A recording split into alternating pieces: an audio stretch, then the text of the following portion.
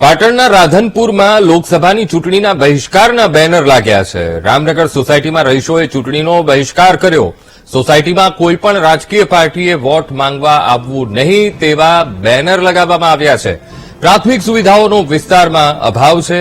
Road રસ્તા સફાઈ તેમજ સ્ટ્રીટ લાઇટની વિસ્તારમાં સમસ્યા છે, જેને કારણે રહીશો હાલાકી વેઠી રહ્યા છે અને પ્રાથમિક સુવિધાઓની માંગણી કરી રહ્યા છે. કારણ કે કેટલી રજૂઆતો આ રહીશોએ ત્યાંના કરી છે, પણ તે છતાં પણ તે પ્રશ્નોનું નિરાકરણ નથી આવ્યું અને માટે જ આ રામનગર સોસાયટી છે તેના રહીશો ત્રાહી ત્રાહી પોકારી ઉઠ્યા છે અને હવે લોકસભા ચૂંટણીનો બહિષ્કાર કરવાની ચીમકી ઉચ્ચારી છે. આજ મુદ્દે સંવાદદાતા હર્ષદ ફોનલાઈન પર જોડાઈ ગયા છે. હર્ષદ, પાટણના રાધનપુરમાં લોકસભા ચૂંટણીના બહિષ્કારના બેનર લાગ્યા છે. રામનગર સોસાયટીના રહીશોએ ચીમકી ઉચ્ચારી છે. શું મામલો, હર્ષદ? અંકુર, પાટણ જિલ્લાના રાધનપુર શહેરમાં છેલ્લા 15 વર્ષથી જે કહેવાય કે રામનગર વિસ્તારના રહીશોને પાયાની સુવિધાથી વંચિત રાખવામાં આવે છે.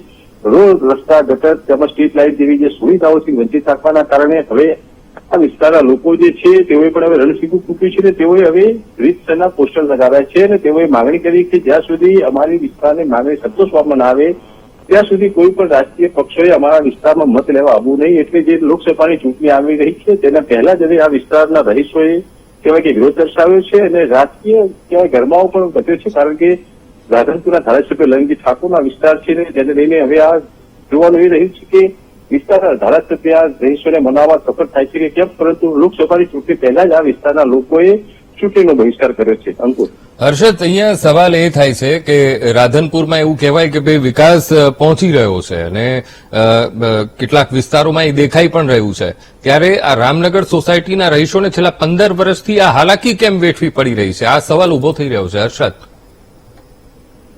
મહત્વની બાબત છે અંકુર કે રામનગર વિસ્તારના જે લોકો જે છે 15 વર્ષથી ન્યાય માટે અપેક્ષા રાખીને બેઠા હતા. અલ્પેશ ઠાકોરનું જયારે રાજ હતું, અલ્પેશ ઠાકોર ધારાસભ્ય હતા, ત્યારબાદ લલિતજી ઠાકોર આવ્યા, રઘુભાઈ દેસાઈ આવ્યા, પરંતુ આ ત્રણ ધારાસભ્યો બદલાયા છતાં પણ હજુ સુધી આ વિસ્તારની માંગણી છે સંતોષાઈ નથી. જે પાયાની સુવિધા નગરપાલિકાએ આપવાની હોય, સફાઈની હોય, રોડ રસ્તાની હોય, સ્ટ્રીટ લાઇટની હોય, પરંતુ આ પાયાની સુવિધાથી વંચિત રાખવામાં આવ્યા છે.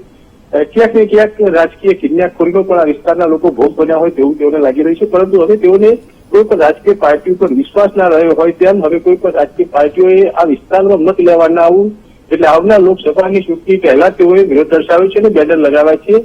જોવાનું એ છે કે આ વિસ્તારના લોકોને મનાવવામાં ત્યાંના સ્થાનિક ધારાસભ્ય જે છે લલિતજી ઠાકોર તે સફળ થાય છે કે કેમ? અંકુર, જી બિલકુલ હર્ષદ, સમગ્ર માહિતી સાથે જોડાવા બદલ આપનો આભાર. તો સ્થાનિક આગેવાન રમેશ ગુકલાણી આપણી સાથે ફોનલાઈન પર જોડાઈ ગયા છે. રમેશભાઈ, આ રામનગર સોસાયટીના રહીશો માટે ઓરમાયું વર્તન કેમ?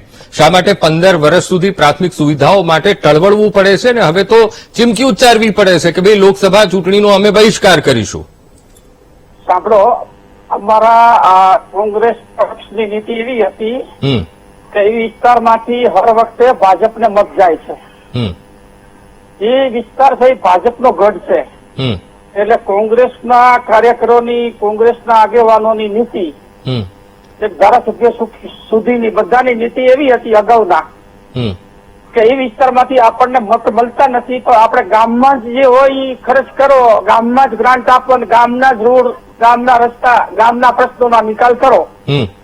એના કારણે એ જે આખો મસાલી વિસ્તાર છે, એ જે 7 નંબરનો વોર્ડ છે એ અત્યાર સુધી પછાત રહ્યો. એમ અત્યાર સુધી એની કોઈ ગણના નથી થતી એમ.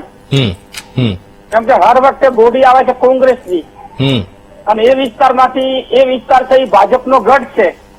એટલે કોંગ્રેસના કાર્યકરોની, એમાં હું પણ કોંગ્રેસમાં જ હતો, પણ મારી સાથે જે બધા જ હતા કાર્યકરો, એમની જે નીતિ હતી એવી હતી એમ કે આ વિસ્તારમાંથી આપણને મત મળતા નથી એમ. એટલે એટલા માટે એ વિસ્તારની અવગણના કરીને કોઈ પણ જાતનું કોઈ કામ થતું નથી. એ આખા 7 નંબરનો વોર્ડ હોય કે 6 નંબરનો વોર્ડ હોય. પણ એમની રમેશભાઈ આ રાજકીય કિન્નાખોરી કહો કે રાજકીય રીતે જે ખેંચતાણ કહો, એમાં આ રહીશો શું કામ ભોગવે? એ લોકો તો પાયાની સુવિધા માંગવે છે જે આપવી જોઈએ.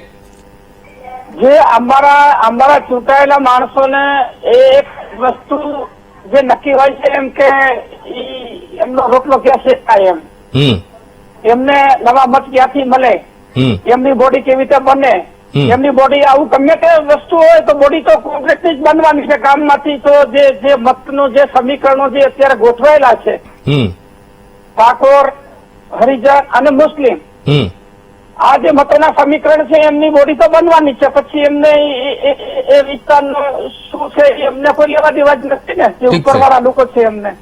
ઠીક છે રમેશભાઈ, આપ અમારી સાથે જોડાયા, વાતચીત કરી તે બદલ આપનો ખૂબ ખૂબ આભાર.